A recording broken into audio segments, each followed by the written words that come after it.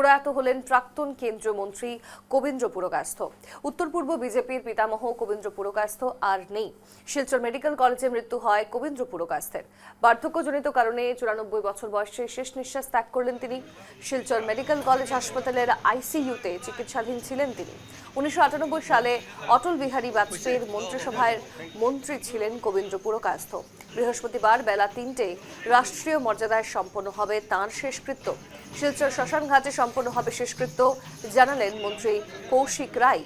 প্রয়াত প্রাক্তন কেন্দ্রীয় মন্ত্রী কবীন্দ্র পুরকায়স্থের মৃত্যুতে শোক প্রকাশ প্রধানমন্ত্রী নরেন্দ্র মোদী ও অসমের মুখ্যমন্ত্রী ডক্টর হিমন্ত বিশ্ব শর্মা।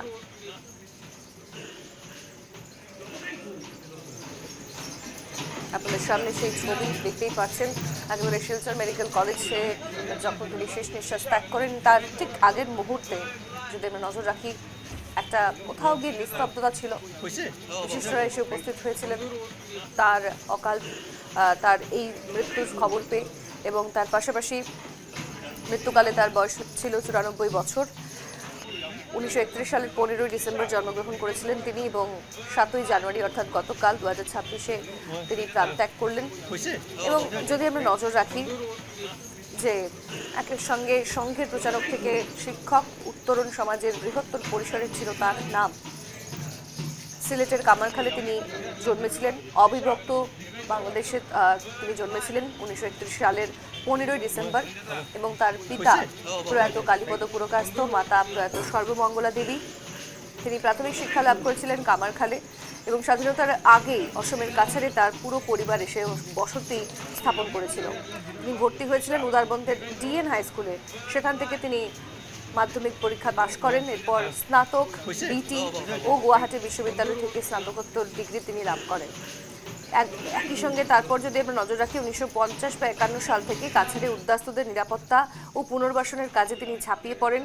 1950 সালে প্রচারক বসন্ত লক্ষ্মণ ফাডনিসের আহ্বানে তিনি রাষ্ট্রীয় স্বয়ংসেবক সংঘে যোগদান করেন। তারপর প্রচারক হয়ে সংঘের বিভিন্ন দায়িত্ব সম্পাদনা করেন, এবং তারপর আস্তে আস্তে 1960 থেকে 70 দশকে শিক্ষকদের বিভিন্ন সমস্যা নিয়ে তিনি সরব হন, এবং যার জন্যই তাকে শিক্ষক নেতা হিসেবে তার পরিচয় রয়েছে। পরবর্তীতে তিনি যোগদান করেন রাজনীতিতে, এবং যেমনটা ছবি আপনারা দেখতে পাচ্ছেন, অটল বিহারী বাজপেয়ীর যে মন্ত্রিসভা, সেই মন্ত্রিসভায় মন্ত্রী ছিলেন তিনি, এবং দীর্ঘদিন যাবৎ তিনি তার এই মন্ত্রিসভার দায়িত্ব পালন করেছেন। আর বলা যেতে পারে অসম সহ উত্তর পূর্বাঞ্চলের ইতিহাসে তিনি ছিলেন প্রথম সেই ব্যক্তিত্ব যার হাত ধরেই কিন্তু আরএসএস বা বিজেপি এসেছিল অসমে। অর্থাৎ তার এই মৃত্যুতে কিন্তু এবার প্রধানমন্ত্রী নরেন্দ্র মোদী থেকে শুরু করে রাষ্ট্রমন্ত্রী এবং শীর্ষ পর্যায়ের যারা নেতা নেত্রীরা রয়েছেন প্রত্যেকেই শোক বার্তা প্রেরণ করেছেন।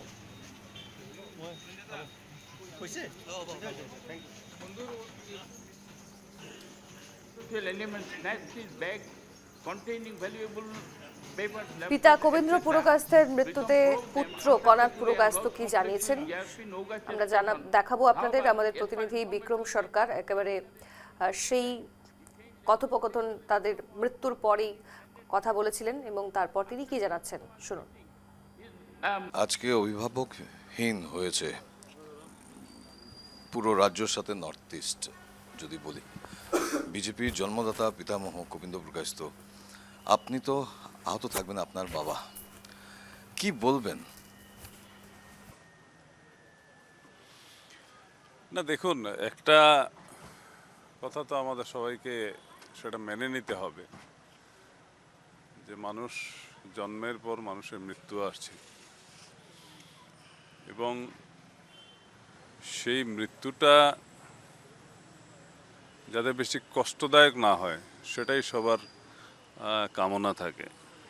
যদিও বাবা এর আগে গত বছর অগাস্ট মাসে ওনাকে প্রথমবার আমি মেডিকেল কলেজে নিয়ে এসেছিলাম যে ওনার শরীর খারাপ হয়েছিল, চেস্ট ইনফেকশন হয়েছিল, কিন্তু এরপর আরও দুবার এনেছি, কিন্তু দুবার মোটামুটি ট্রিটমেন্টের পর ভালো রেজাল্ট পাওয়া গেছে, উনি ফিরে গেছেন।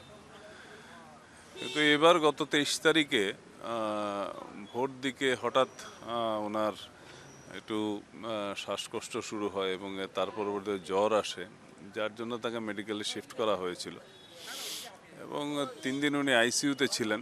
আইসিইউতে ট্রিটমেন্ট চলছিল, কিন্তু অবস্থা খারাপ হওয়ার দিকে থাকায় তারপর সেটাকে ভেন্টিলেশনে নিয়ে যেতে হয় এবং লাস্ট প্রায় 11 দিন ধরে উনি ভেন্টিলেশনেই ছিলেন। প্রথম দিকে ভেন্টিলেশনের রেসপন্স ছিল, কিন্তু যত দিন গড়িয়েছে তত ধীরে ধীরে রেসপন্সটা আস্তে আস্তে কমতে শুরু করেছে এবং লাস্ট দুদিন থেকে ওনার শরীর অবনতি ঘটেছে, শারীরিক অবনতি ঘটেছে। ডাক্তাররা আপ্রাণ চেষ্টা করেছেন যে কিভাবে তাকে সুস্থ করা যায় এ নিয়ে তারা তাদের প্রচেষ্টা করেছেন, কিন্তু শেষ পর্যন্ত সেটা হয়নি, কারণ বয়সের একটা সম্পর্ক আছে। যোদ্ধা ছিলেন উনি, 94 ইয়ার্স। কারণ এবারে যে উনি এসছেন, এবারে আসার পরে এই যে মোট প্রায় 13 দিন 14 দিন এখানে ছিলেন, মানে প্রত্যেকটা দিনই আমরা লক্ষ্য করেছি যে কখনো শরীর খারাপ হচ্ছে, আবার সেটাকে রিভাইভ করছে। এবং তার যে কথাটা আপনি বললেন যে সারা জীবন উনি সংগ্রাম করেছেন, যুদ্ধ করেছেন, এবং তার পরিণতি হিসাবে উনি আজকের দিনে যে জায়গায় উনি ছিলেন সেখানে উনি এসছেন। তো স্বাভাবিকভাবে সেই মানসিকতা ওনার সবসময়ই ছিল, কিন্তু বাদ যেটা সেধেছে সেটা হচ্ছে বয়সটা। তো বয়স যেহেতু অনেক বেশি হয়ে গেছে, ডাক্তাররা চেষ্টা করেছেন, মেডিসিন দেওয়া হয়েছে, সেরকম রেসপন্স মানে করেনি শরীর। তাই আলটিমেটলি ওনাকে আজকে সন্ধ্যা 5টার সময় 5টা 5 মিনিটে ওনাকে মৃত বলে তারা ঘোষণা করেন। তো স্বাভাবিকভাবেই সমাজের সাথে সাথে পরিবার হিসেবে, ছেলে হিসেবে আমার তো প্রচণ্ড একটা কি বলবো যে আমার ক্ষতি আমার হয়েছে, কারণ আমার জীবনে বাবার অবদান কী আছে সেটা আমি আজকের দিনে এখানে বলবো না, তবে তার আশীর্বাদ ছিল, তার জন্য আজকের দিনে হয়তো এখানে পৌঁছতে পেরেছি। এবং আমি আশা করি এবং এটা আমি নিশ্চিত যে বাবার আশীর্বাদ সবসময় আমার উপরে থাকবে এবং আগামী দিনে আমার চলার পথে সেটাকে পাথেয় করে আমি চলব। আমাদের সমবেদনা আপনার সাথে থাকবে, আপনার পরিবারের সাথে থাকবে। ধন্যবাদ। আমাদের সাথে এখন ছিলেন, কথা বলছিলেন রাজ্যসভার সাংসদ কনাদ পুরকায়স্থ। ওনার বাবা গোবিন্দ পুরকায়স্থ আজ 96 ইয়ার্স বয়সে সবাইকে ছেড়ে গেছেন, কিন্তু উনি রেখে গেছেন অনেক অস্মরণীয় অনেক মুহূর্ত, যেটা চিরজীবন সবার মনে গেঁথে থাকবে। কেননা উনি একজন ফাইটার ছিলেন ও যোদ্ধা ছিলেন। 1991-এর আগের থেকে যুদ্ধ করে এসে 2026-এ ওনার যুদ্ধ উনি শেষ করে সবাইকে শিক্ষা দিয়ে উনি আজ ছেড়ে সবাইকে পরলোক গমন করেছেন। আপনারা দেখছিলেন news live Bangla. Video journalist Nirmal মালাকারের সাথে আমি বিক্রম সরকার, শিলচর থেকে।